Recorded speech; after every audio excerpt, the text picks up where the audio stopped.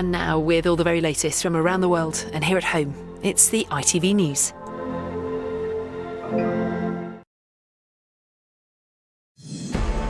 The NASA solar probe attempting to make history, flying closer to the sun than any mission before. The audacious flyby of the sun's outer atmosphere will endure extreme temperatures and radiation. In 1969, we landed humans on the moon. In Christmas Eve, today of 2024, we embraced the star. Now NASA has a nail-biting wait to see if the mission will work. If it does, it could revolutionise our understanding of the sun. Also tonight. The burning of a Christmas tree prompts protests across Syria demanding protection for Christians and other minority groups. And united on Christmas Eve, Man U star Diogo Dalot arrives to help out at a homeless shelter in the city. The love inside this room is unbelievable. The amount of volunteers that come here every day, give everything and sacrifice a little bit their personal life to help others, I think is something remarkable.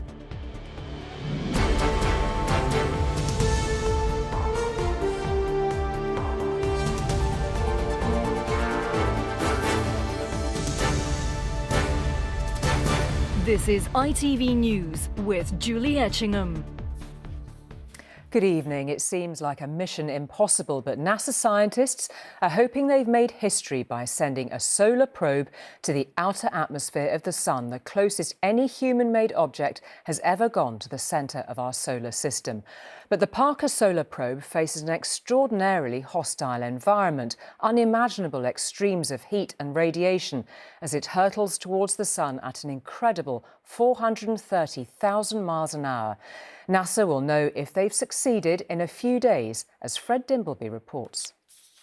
It is the fastest human-made object in history, moving at hundreds of thousands of miles an hour as it attempts to fly closer to the sun than ever before. Its mission, solving a scientific mystery, working out why the sun's outer atmosphere, the corona, is hundreds of times hotter than its surface. In 1969, we landed humans on the moon. In Christmas Eve, today of 2024, we embraced the star. And this probe has helped you to make new discoveries about the sun. Parker Solar Probe, in a way, is not only rewriting the textbooks about the sun, it's only opening new chapters that we have to explore going forward.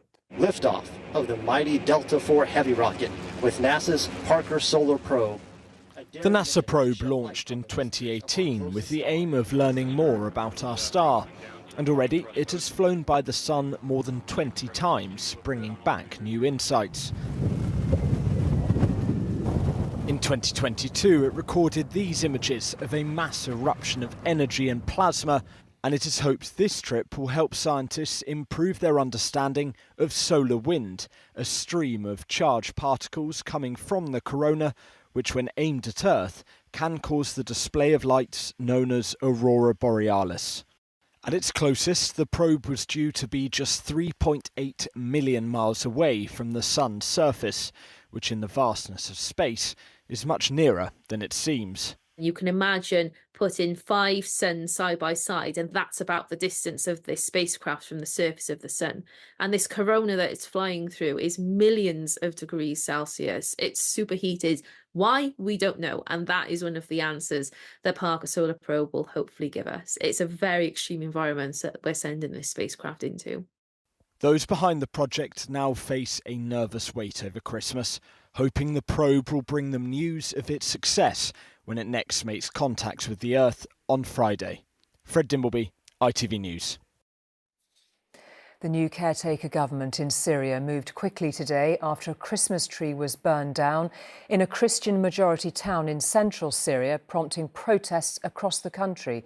The authorities say they've arrested those responsible, calling them foreign fighters, and have vowed to replace the tree. Their quick action is being seen as a hopeful sign that they are willing to protect minority groups in the country, as they promised. Ellie Pitt reports.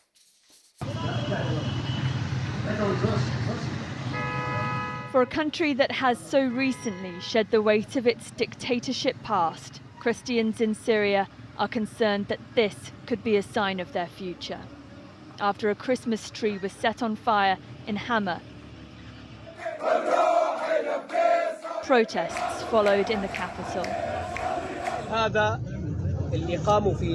Beneath the charred tree, a representative of the governing Islamist militant group tried to reassure the country, saying that those who had burnt it were not Syrian, and he promised it would be restored. But again to dance of Syria for protection.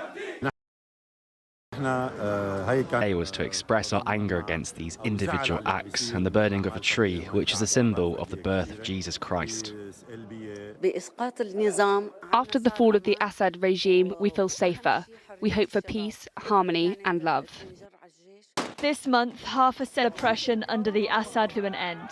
Rebel group HTS overthrew the regime and control of most of the country. Its leader, Abu Mohammed al-Jalani, spoke of building a Syria for all Syrians as he came to power.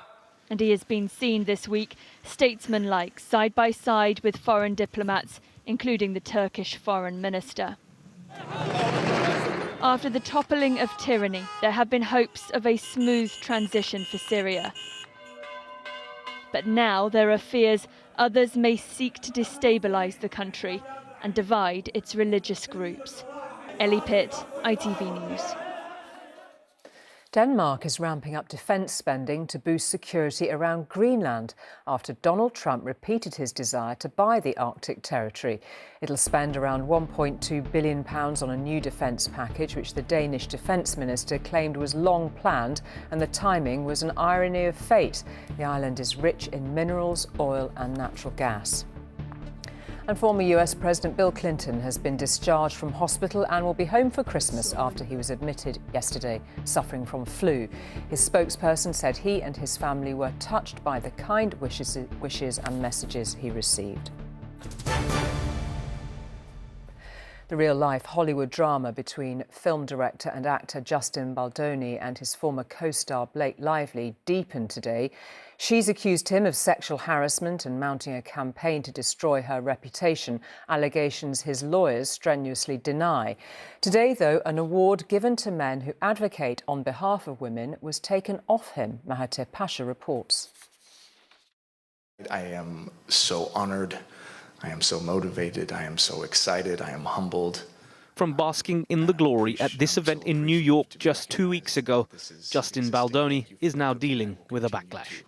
Legal action brought by It Ends With Us co-star Blake Lively has led to this accolade being rescinded. Vital Voices, a global organisation that focuses on empowering women, said, "We learned through news reports about a lawsuit brought by Blake Lively against Mr. Baldoni, his publicists and others that is disturbing and alleges abhorrent conduct. They say this is contrary to the values of Vital Voices and the spirit of the award." We all have an idea of what love can be. The film was a box office hit. Lively plays a woman in a relationship with a charming but abusive boyfriend, depicted by Baldoni.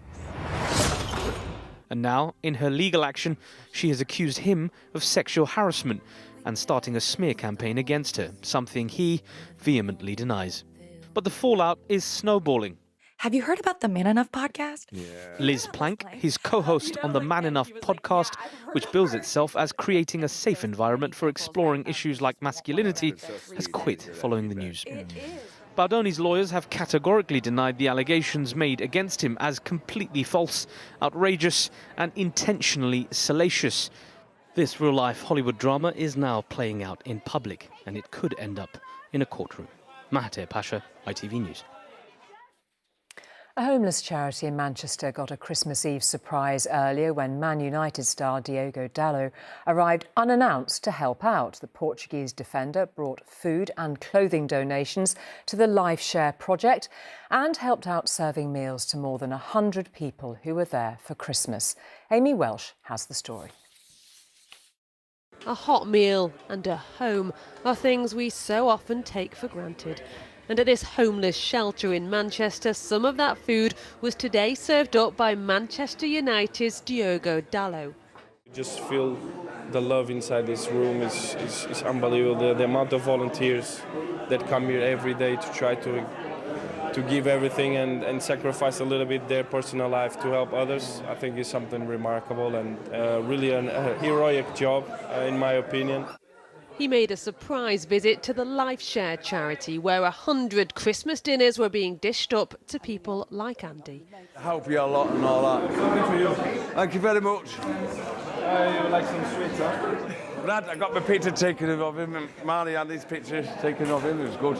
He didn't have to come down here and see us. That's good of him. People are all right in here. The service also offers hot showers, clean clothes and even the chance of a haircut. And while thousands are expected to sleep rough tonight, a lack of funding has left this charity struggling to survive despite its high-profile support.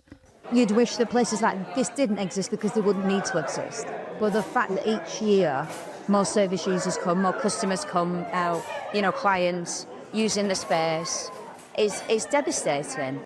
And while it could so easily seem like any normal day, having people who care counts for a lot when it comes to Christmas. Amy Welch, ITV News. Brenda Blethyn, who plays the much-loved TV detective Vera, is hanging up her hat after 14 years. The next series to be screened in the new year will be her last. She told our arts editor Nina Nanar it's simply time after giving up so many of her summers for filming.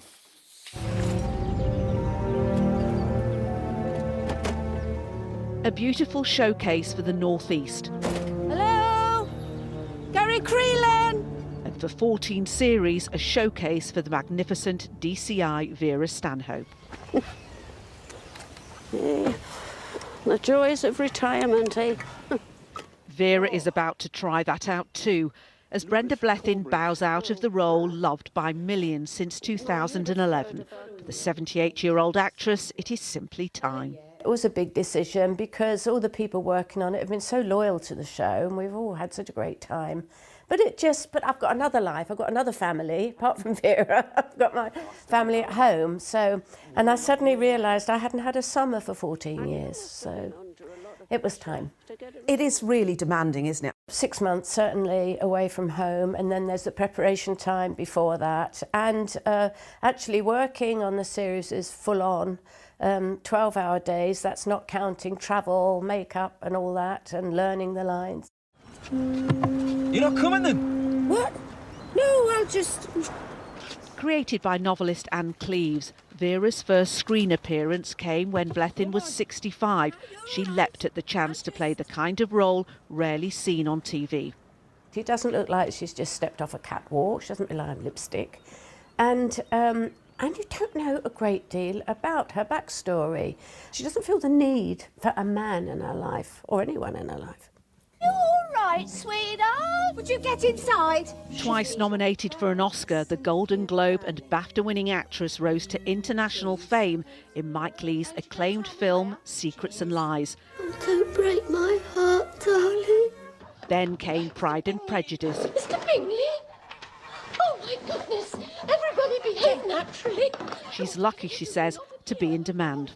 A lot of older actresses are constantly saying there's just not enough parts for us. Where does that problem start to get solved? It's got to start right at the very beginning, doesn't it? As soon as a script is delivered to a producer, you can say, well, that man could be a woman, couldn't it? Why is this person 40? Can't they be 60? Can't they be 70? Is Vera a career highlight for you? Oh, yeah. Yeah, I love Vera. The feeling has been reciprocated. Nina Nanar, ITV News. Now, as Christmas Day approaches, Pope Francis has opened the Holy Door of St. Peter's tonight to launch a special Jubilee year for the world's 1 billion Roman Catholics. The Holy Door is usually bricked up and only unsealed every 25 years. The Jubilee, a special year of reconciliation and hope, is expected to draw over 30 million pilgrims to Rome over the next 12 months. Pope Francis will deliver his Christmas blessing, Urbi et Orbi, from St. Peter's tomorrow. And that's it for tonight. From all the team here at ITV News, have a lovely Christmas. Good night.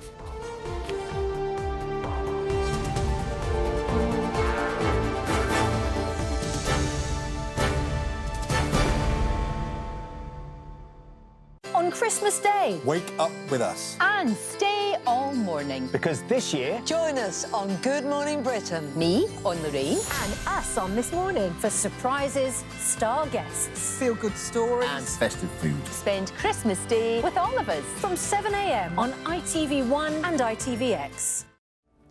Visibility may be low this evening.